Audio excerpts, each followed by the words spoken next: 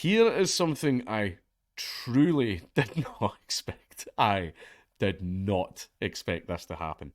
Gretchen Whitmer, the kidnapping case that we've all heard about, Michigan governor kidnap plot case collapses. The entire case collapsed. Now, why could that be? I wonder what happened. A US federal jury has acquitted two men accused of plotting to kidnap Michigan's governor and failed to reach a verdict for two other defendants. Adam Fox, 38, Daniel Harris, 24, Brandon Caserta, 33, and Barry Croft, 46, each faced a kidnapping conspiracy charge. Mr. Harris and Mr. Caserta were found not guilty, but the charges against Mr. Fox and Mr. Croft ended in mistrial. The government had argued that they targeted Gretchen Whitmer, 50, in a 2020 plot.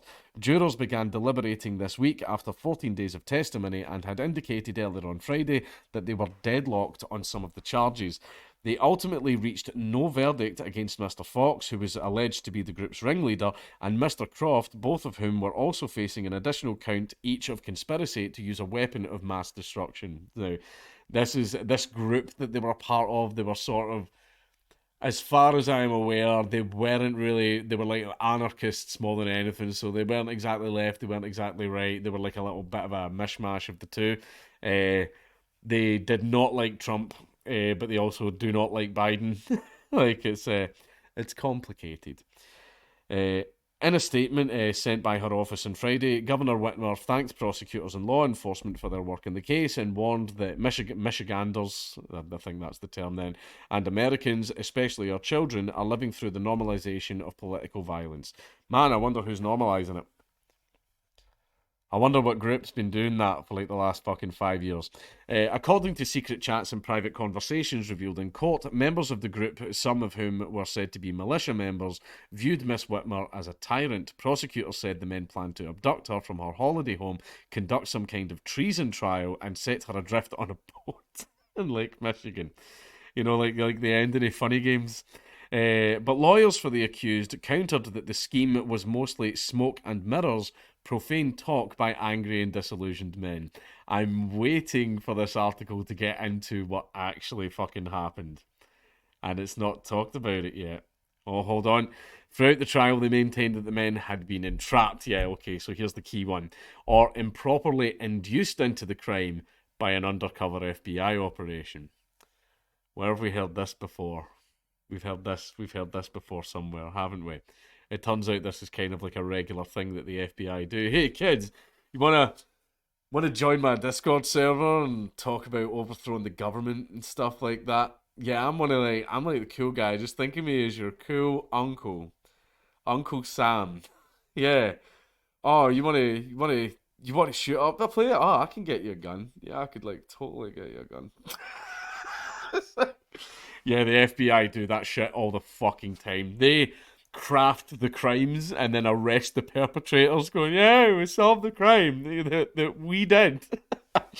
The FBI has said it began tracking the group's movements after spotting online discussions of political violence. According to an FBI affidavit, which I'm sure is definitely trustworthy, an undercover source attended a June 2020 meeting in Ohio where a group of Michigan based militia members discussed overthrowing state governments that they believed were violating the US Constitution. That October, the Bureau announced the arrests of 13 alleged plotters. On the witness stand, two of the men, Ty Garbin, 26, and Caleb Franks, 27, said the participants acted of their own volition and were free to leave the group whenever they wanted. Both men had taken plea deals to avoid a prison sentence. Okay. FBI agent Timothy Red Bates also took the stand, testifying the group discussed blowing up bridges near the governor's house to thwart law enforcement. But the defense alleged an FBI informant named Daniel Big Dan, Big Dan, Big Dan, the FBI man, Chappelle, who infiltrated the group, acted as a double agent, befriending and radicalizing the men to advance the plot. Because, yes, that is something that the FBI fucking does. You would think that right away, we plan to we blow up bridge. We plan to blow up bridges. We plan to abduct the fucking governor. You would think that the FBI would go, yup, in there and grab them right away to prevent the crime from taking place. Instead, what the FBI do when they find this shit is they go in and go, yeah, you totally should. You should totally do that. He's totally. I know how to make napalm.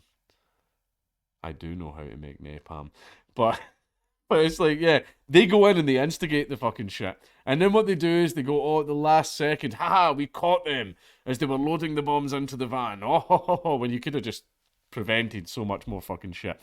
It's almost like you wanted it to happen, FBI. It's really fucking weird. I mean, you got to justify that budget somehow.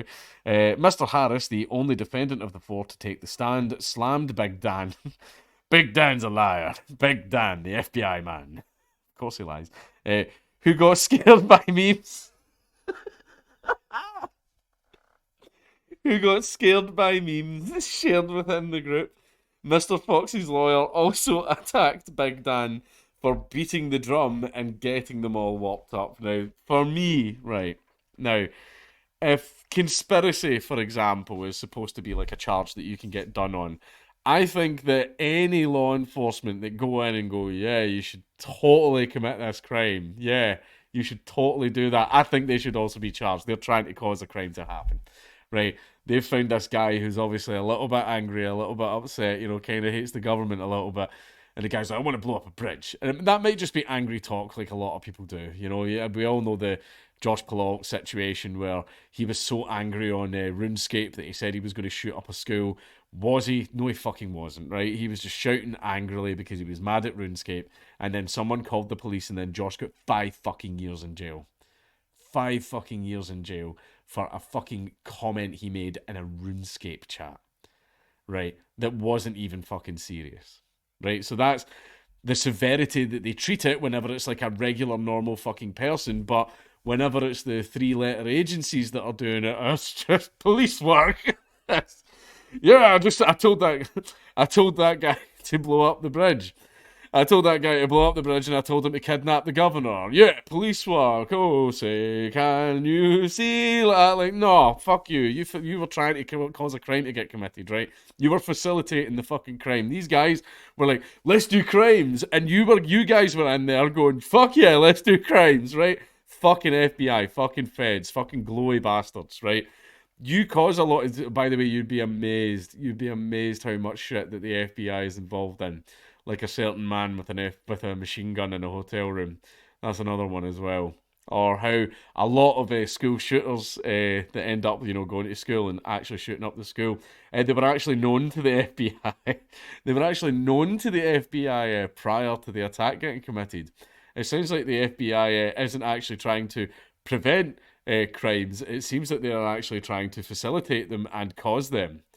It's really weird, isn't it? Because I thought that the FBI were meant to do the opposite of that. It's so strange. Ah, well, I don't know.